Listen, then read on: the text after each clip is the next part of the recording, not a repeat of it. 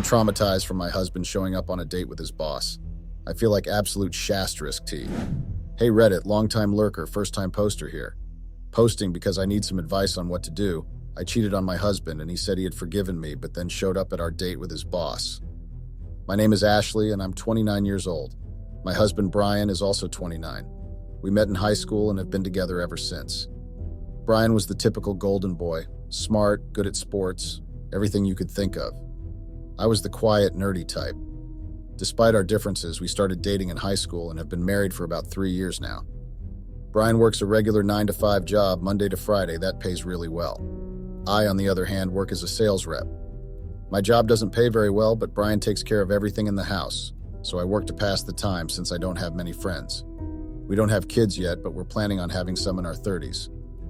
Our first date was a mix of nerves and excitement. Brian had planned everything meticulously, from the restaurant to the movie we would watch afterward.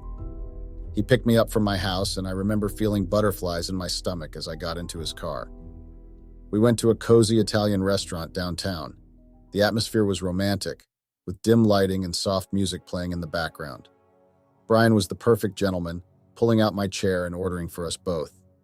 We talked for hours, getting to know each other better and sharing stories about our lives. After dinner, we went to see a movie. I can't even remember the name of the film now, but I do remember how comfortable I felt sitting next to Brian, our hands almost touching in the armrest. It was a simple date, but it was perfect in every way. Our second date was a bit more adventurous. Brian surprised me by taking me to a local amusement park. I was thrilled because I loved roller coasters and all the fun rides. We spent the day going on different rides, laughing and enjoying each other's company. Brian even won me a stuffed animal at one of the game booths, which made me feel like a teenager again. After the amusement park, we went for a picnic in the park. Brian had packed a delicious lunch and we sat on a blanket under a tree, talking and enjoying the beautiful day. It was on that second date that I knew Brian was someone special. He was caring, thoughtful, and made me feel like the most important person in the world. I honestly couldn't wait to see where our relationship would go.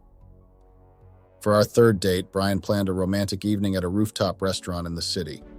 The view was breathtaking, with the city skyline lit up against the night sky. We enjoyed a delicious dinner, savoring each bite and soaking in the ambiance. Brian was attentive and charming, making me feel like I was in a fairy tale.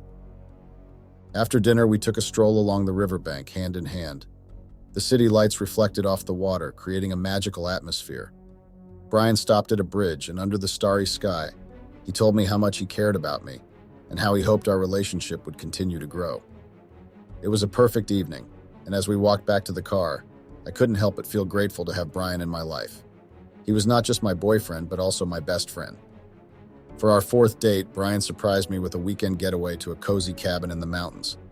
It was a picturesque setting surrounded by tall trees and the sound of a nearby river. The cabin was charming, with a rustic fireplace and a cozy bed. Brian had thought of everything, from the bottle of wine waiting for us to the firewood stacked by the fireplace. We spent the weekend hiking in the mountains, exploring the nearby trails, and enjoying each other's company. Brian was attentive and caring, always making sure I was comfortable and having a good time. One evening, we sat by the fire, roasting marshmallows and sharing our dreams for the future. It was during that weekend getaway that I realized how much I loved Brian and how I couldn't imagine my life without him. As we packed up to leave, I knew that this weekend would be one that I would always cherish. For our fifth date, Brian planned a fun day at the beach. We packed a picnic basket with sandwiches, fruits, and snacks and headed to the coast early in the morning. The day was perfect, with clear blue skies and the sound of the waves crashing against the shore.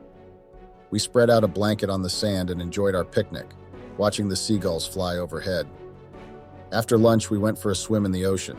The water was cool and refreshing, and we laughed and splashed around like kids. Brian even taught me how to build a sandcastle, and we spent hours creating intricate designs in the sand. As the sun began to set, we sat on the beach, watching the colors change in the sky. Brian put his arm around me, and we sat in comfortable silence, enjoying the moment. It was a simple day, but it was filled with love and laughter. I felt grateful to have Brian by my side, and I knew that I was falling more and more in love with him with each passing day. Brian and I continued to date throughout high school, and our relationship only grew stronger with time. My parents and siblings loved Brian. He was the only boyfriend I ever introduced to them that they liked instantly. Brian was charming and very friendly, and he fit right in with my family. As we approached the end of high school, we began to talk about our future together. We both wanted to go to college, but we were unsure of where life would take us. Despite the uncertainty, we were excited about the possibilities ahead. Graduation day was a bittersweet moment for us. We were sad to say goodbye to our high school years, but excited about the future. Brian was there by my side, holding my hand as we walked across the stage to receive our diplomas. After graduation, we celebrated with our families and friends, looking forward to the next chapter of our lives. College was just around the corner, and we were both eager to see where our relationship would take us in this new chapter. Brian and I were thrilled to find out that we had both been accepted into the same college. It was a dream come true for us, as we had always hoped to continue our education together. However, college life brought its own set of challenges. We were both focused on our studies and involved in various activities, which left little time for us to spend together. We had to juggle our academic responsibilities with our relationship, and it wasn't always easy. There were times when we would go days without seeing each other, and our phone calls became less frequent. We both knew that our education was important, but we also missed the closeness we had in high school. Despite the challenges, we made an effort to prioritize our relationship. We would schedule study dates and make time for each other whenever we could. It wasn't always perfect, but we were committed to making it work. Navigating through college years, however, made our relationship way stronger. We learned to communicate better and appreciate the time we had together. College was a challenging time for us, but it also brought us closer together and solidified our bond. After a few years of dating in college, Brian and I decided to take the next step in our relationship and move in together. It was a big decision, but we both felt ready to take that step. We found a cozy apartment near campus and spent weeks decorating and making it feel like home. It was exciting to imagine waking up next to each other every day and coming home to each other after classes. Living together brought us even closer.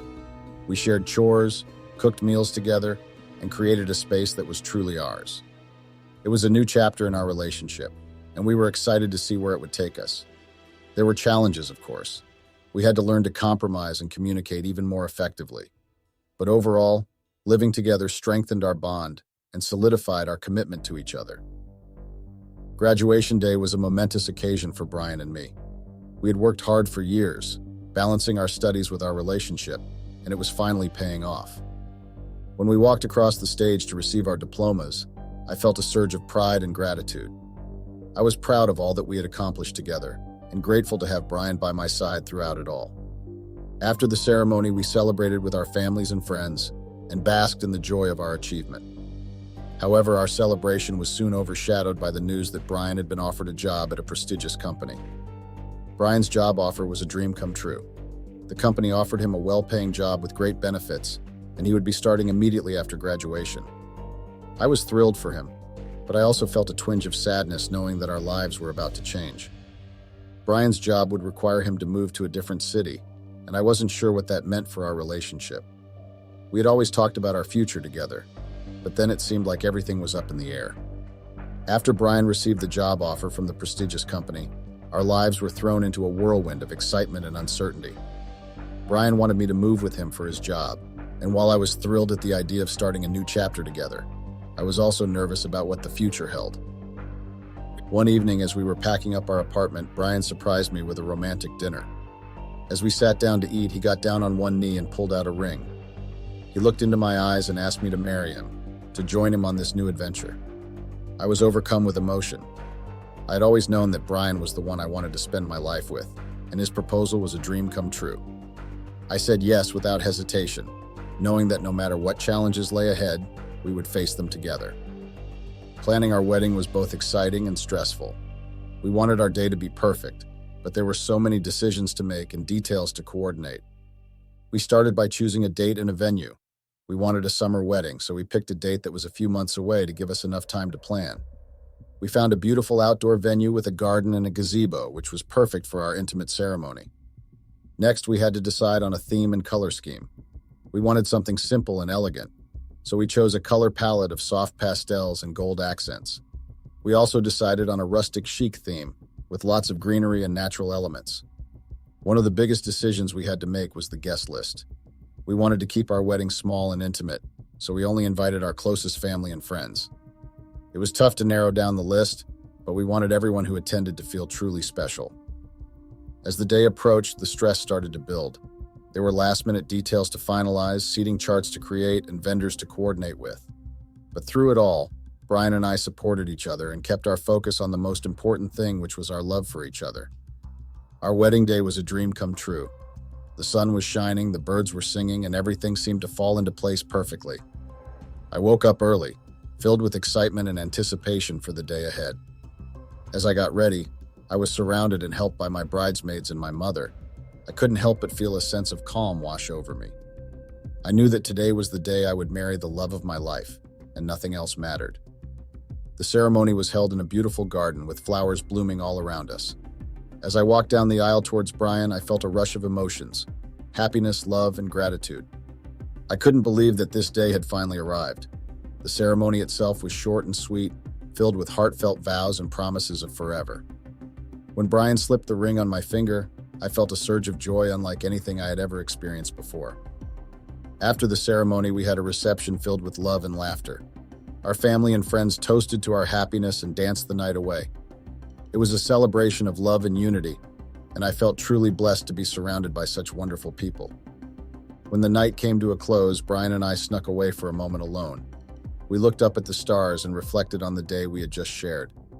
I knew in that moment that I was the luckiest woman in the world to be married to such an amazing man.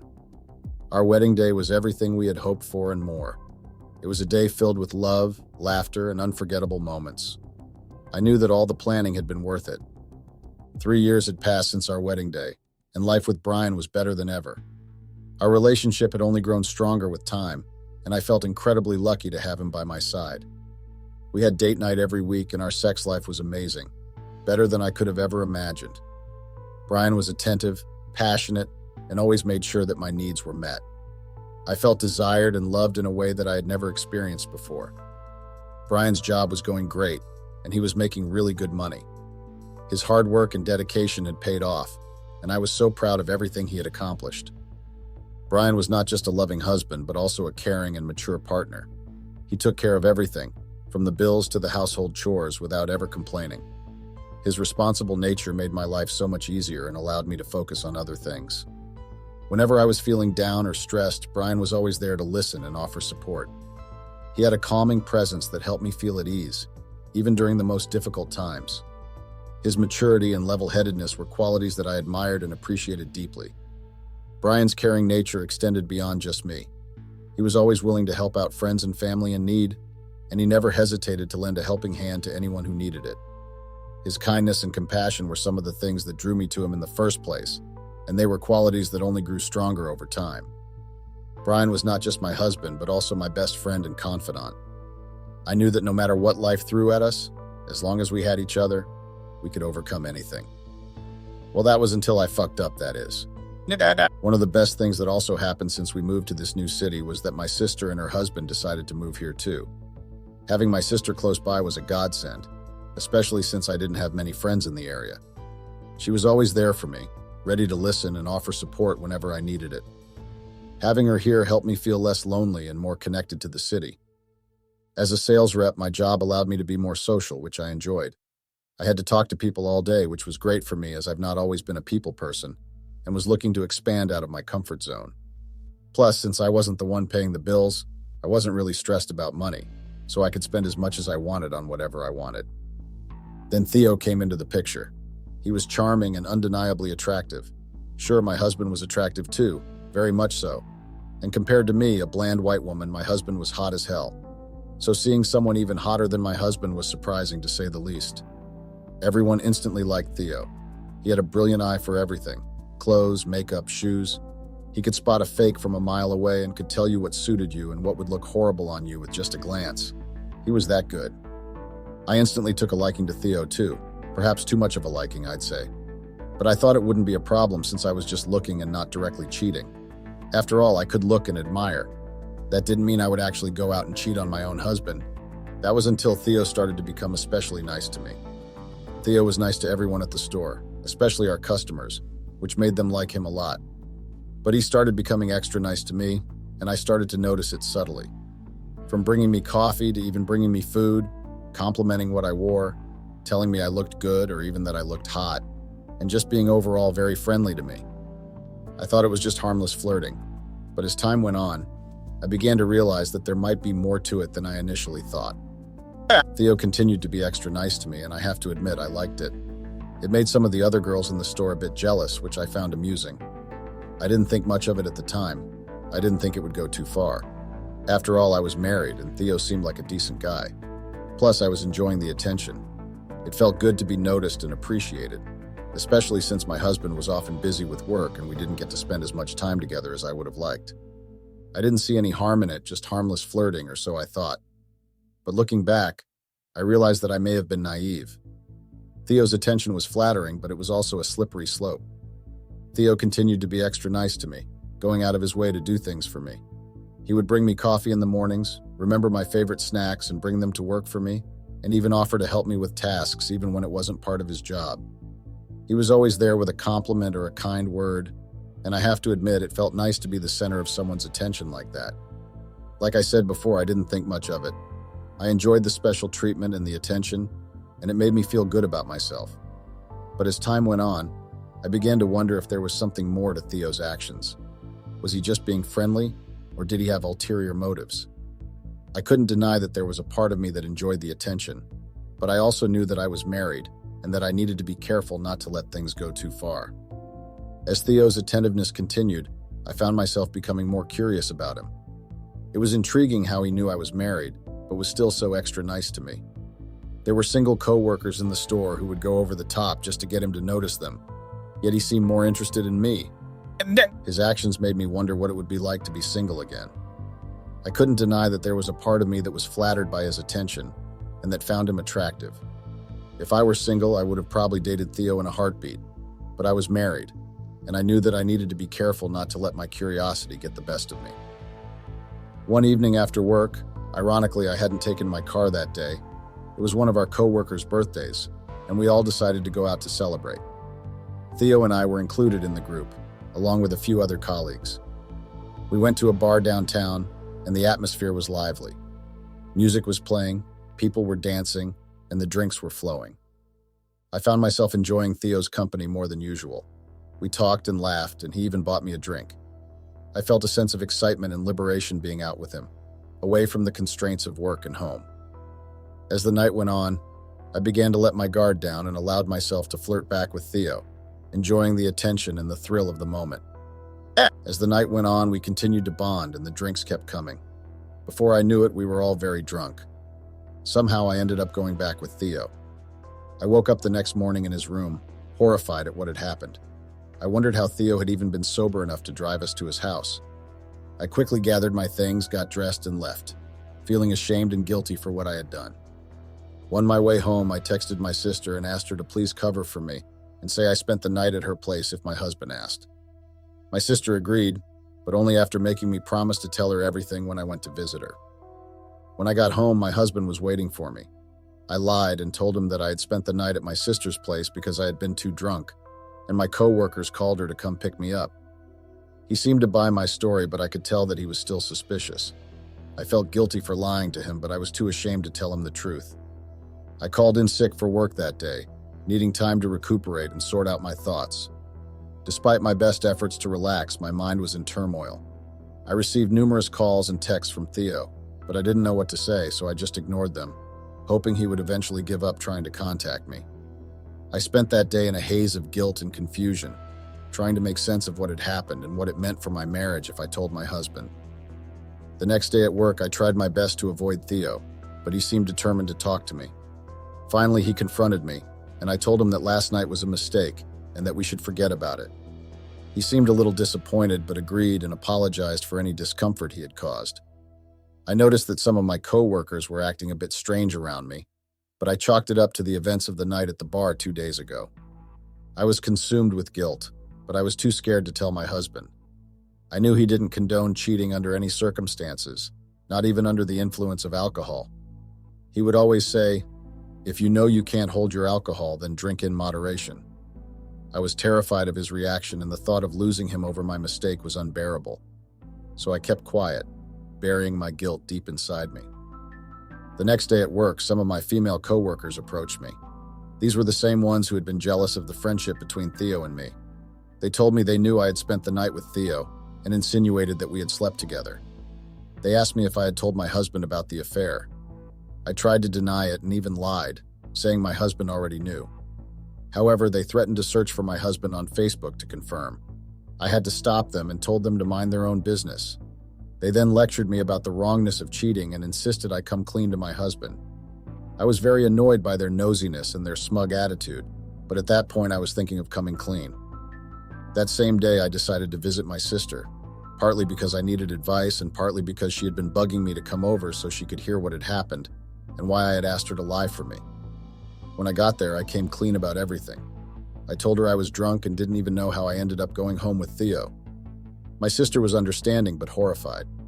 She advised me to come clean to my husband, saying he was a very understanding person and would likely forgive me. She was wrong, of course. I lived with the guilt for a few days, mulling over what my sister and coworkers had said.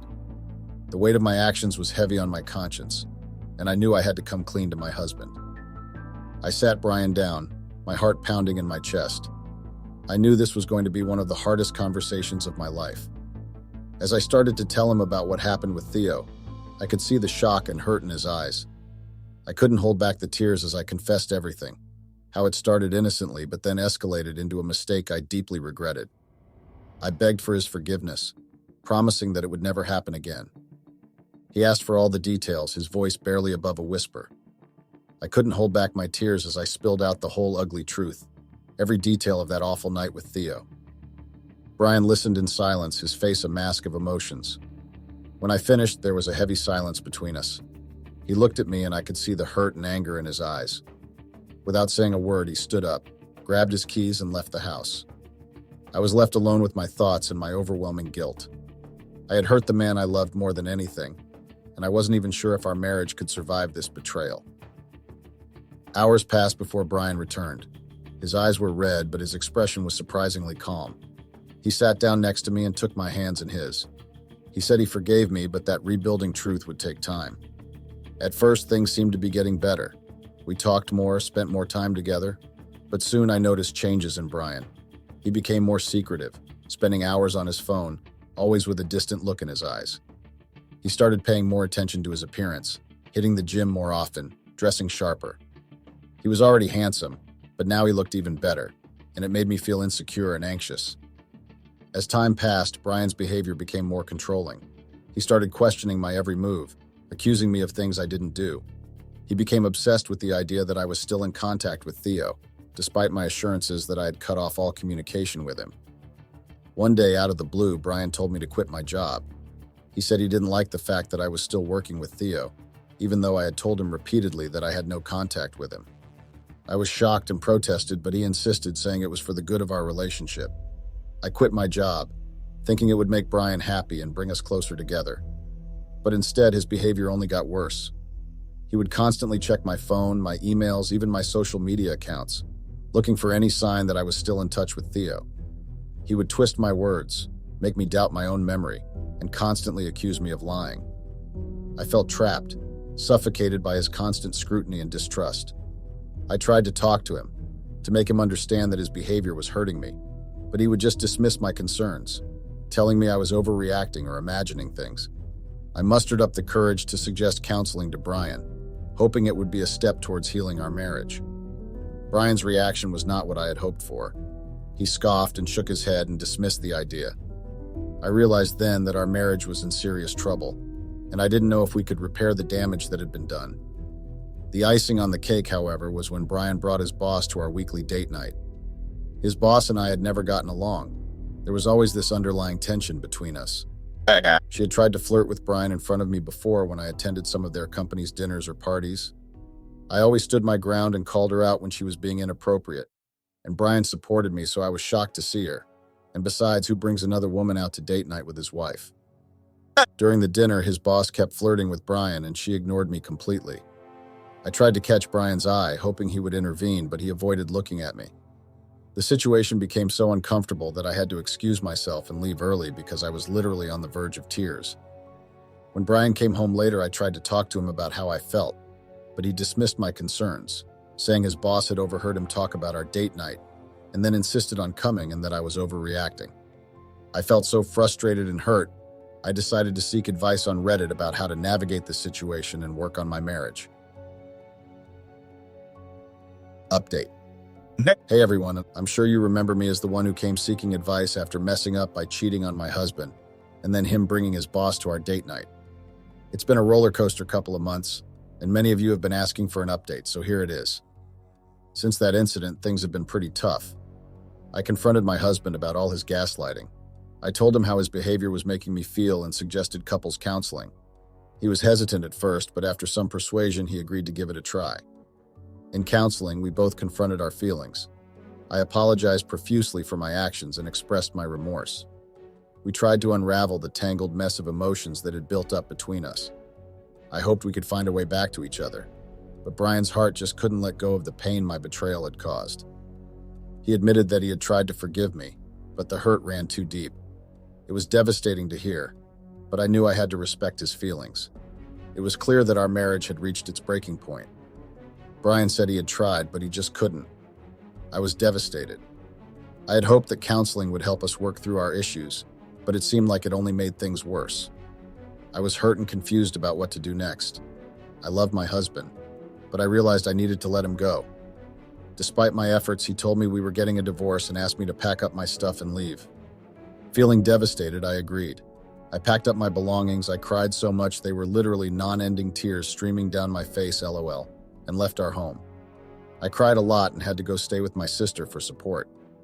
It was a difficult time for me, but I knew it was the right decision for both of us. I hoped that with time, we could both heal and move on from the pain. Brian said he'd send divorce papers once they were ready, and I knew it was the right choice. The pain of ending our marriage still lingered, of course, but I just had to let go. I packed the last of my things into an Uber because Brian wouldn't let me take the car he bought me. I had to go stay at my sister's place, and I'm so grateful for her unwavering support. The aftermath of the whole thing was challenging. Brian had outed me to my parents that I cheated, my parents called.